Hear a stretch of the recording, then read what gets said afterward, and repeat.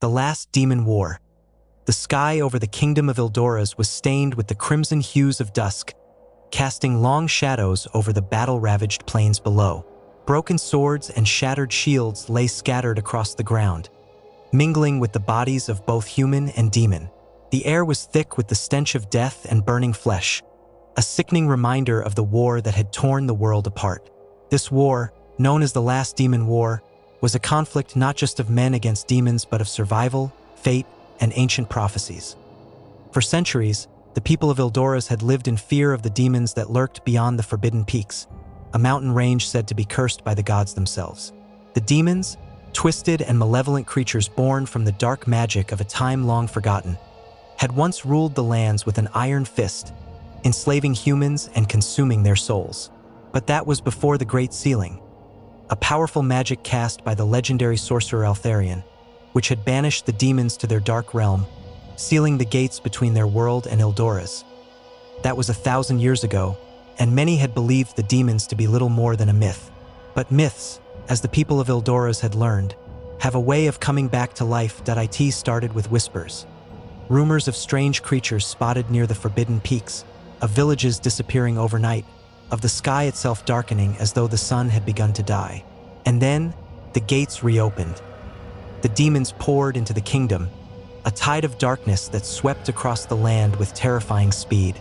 Cities were razed, armies decimated, and hope began to flicker out like a candle in the wind. But amid the chaos, a prophecy emerged. A prophecy that spoke of a champion who would rise to defeat the demons once and for all, and bring peace to the world. That champion was Aeric. Aeric was not a knight, nor was he a sorcerer. He was a simple blacksmith from the village of Elderhome, a small settlement on the outskirts of Ildoras. He had never sought glory or adventure, content to live his life in peace, forging weapons for the soldiers who protected the kingdom. But destiny, it seemed, had other plans for him. One evening, as Aeric worked late in his forge, a strange visitor appeared at his door. She was an old woman, hunched and frail, her eyes gleaming with an otherworldly light. She spoke of the prophecy of the great war that was coming and of Aeric's role in it. At first, he laughed, dismissing her words as the ramblings of a mad woman. But when she placed an ancient sword in his hands, a sword unlike any he had ever seen, he felt a strange power surge through him, and he knew that she spoke the truth.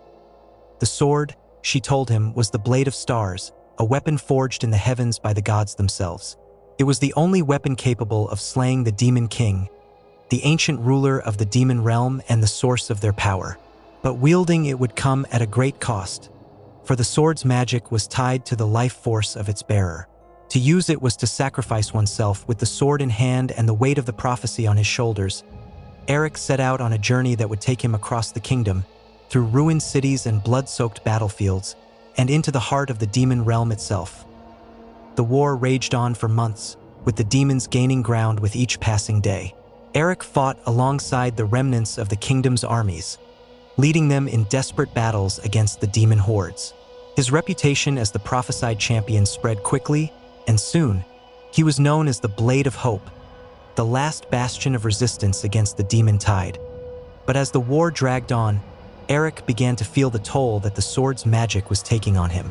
Each time he used the Blade of Stars, he felt a piece of himself slipping away, as though the very essence of his being was being drained. His once strong frame grew weaker, his movements slower, and the nightmares that plagued him became more frequent. He knew that his time was running out, but he pressed on, driven by the knowledge that the fate of the world rested on his shoulders. That as the final battle approached, Aeric and his companions, a ragtag group of warriors, mages, and survivors, found themselves standing before the gates of the demon realm. The ground trembled beneath their feet, and the sky was darkened by swirling clouds of ash and smoke.